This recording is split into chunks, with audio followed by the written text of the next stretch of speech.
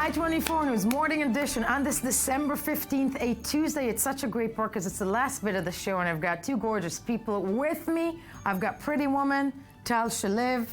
Thank you for being here. And of course, Johnny Cash. In the role of Johnny Cash today is Danny Swibel. I don't know if it's that or it's the Travolta look. There's something, there you go. Okay, and we are going to start with the Sport Magazine's correspondent Danny Swibel and Michael Friedman, who's live from New York. Michael Friedman, live from New York. Where are you? How are you? I'm good. I'm Morning, good. Mikey. I don't know from. There you go. That's good looking, Mike. Again, right? He's a good looking guy. He's good. And Mike, you're with us before. There you go. Well, you're with us because you actually look. I can't find the words to say this right. You're with us because you actually went on a special mission to check out what? The NFL. There was a big game between the Jets and the Tennessee Titans, and it was a very exciting matchup, and it provided a lot of color, a lot of excitement for all the players and the teams. Right. And we have an excellent story for you to see. And I think that was the most enthusiastic I've ever heard you say anything. Let's take a look at that report that you and the fabulous Daniel Ziri filed and break it down from there.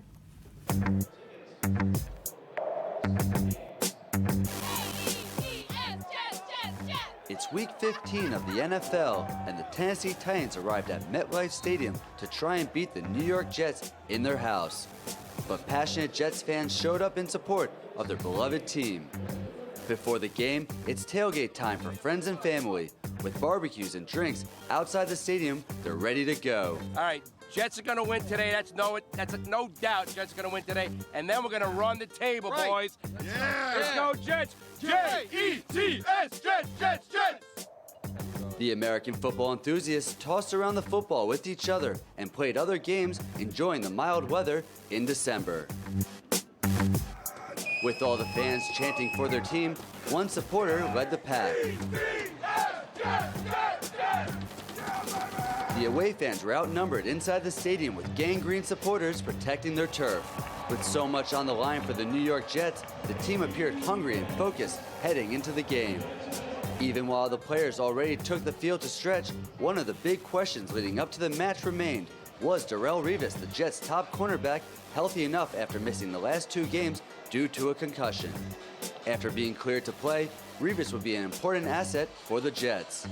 At halftime, the Jets cheerleaders headed onto the field to spread some holiday joy, all dressed up in their Santa suits.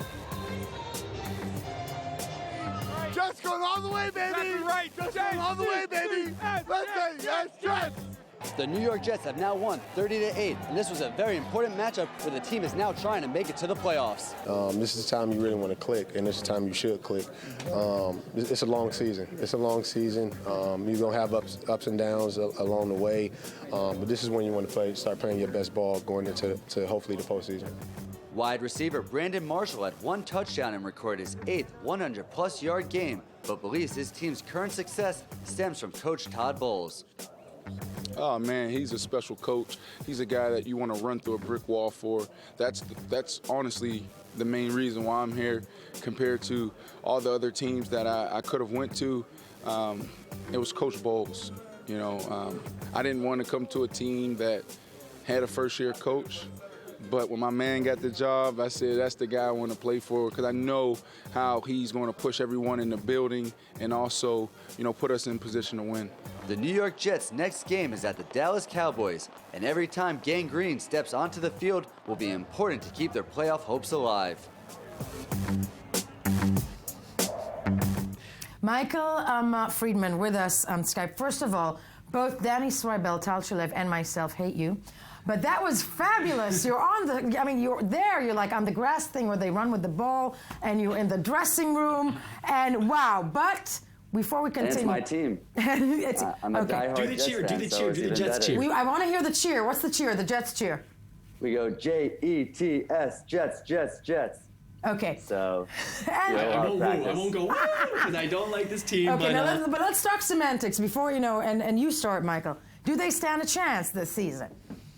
Listen, it's a challenge for them right now. They are in the playoff hunt of a wild card. And this year, you know, it was surprising for them because they had early troubles in the beginning. Their quarterback, Geno Smith, in the preseason got punched in the jaw by his teammate. Then you get Ryan Fitzpatrick that comes in. No one knows what he's going to do. And he's playing phenomenal football. The team's doing very well, exciting. They have a couple of big games coming up. Obviously, the Cowboys is a must-win for them. Patriots is a big rival. It's going to be a tough game for them at home. And then it all could very well end up with the Bills away, could decide the final game. But there's a few other teams, the Pittsburgh Steelers, that are in the hunt as well. So right now, I have belief, I have faith, but it's going to be a tough one. Danny, what do you think? You know, the Jets have always been in the shadow of the New England Patriots. Everybody knows Tom Brady, the golden boy, and his team. So the Jets are always in that shadow. But the Jets this year, with their new coach, Todd Bowles, are really starting to step up, not only defensively, but they put together a heck of an offense with their quarterback and their new wide receiver from the Bears, Brandon Marshall. They're looking awesome this year. I hate to say it. I hate to say it, Mike. I see that's hard for you. I hate to say it, but I got to give credit where credit is due. This team is powerful, and they are forced to be reckoned with in the AFC. Amen. And Mike, I want to thank you because I'm looking for wonderful, wonderful work there. Danny, and go back to sleep. Danny, NBA, that we have some updates there as well, don't we? The Golden State Warriors, I talked to you about them last week, and they finally lost. They lost to the Milwaukee Bucks, which are a pretty garbage team. So Milwaukee what? The Bucks. They have deer on their jerseys. It's the green. The Milwaukee Bucks. Nothing so exciting, but they finally lost. I want to buck you up. You know that phrase? Yeah, very bad. Yeah, it's very bad. Yeah. But now finally they've been dethroned, but they're going to continue to probably win out the rest of the season. But at least they have that one loss, and other teams are trying to add more to that category because they don't want them to repeat. They won last year. They don't want them. That's going to happen. Yeah, that's going to happen once again. Okay. And when it comes to the season, though, just back quickly to the NFL, your prediction of who's going to take it? The New England Patriots are always up Again? there, but I hope not. The Pittsburgh Steelers in the AFC, and I think maybe either Carolina or Seattle or Arizona in the East. The East. And if it was your call? I want to see Arizona beat the Steelers. I said it. Okay, he said it here on the air. We know it. Danny, you're locked in studio. It is time. It really is time for Brains Before Beauty. So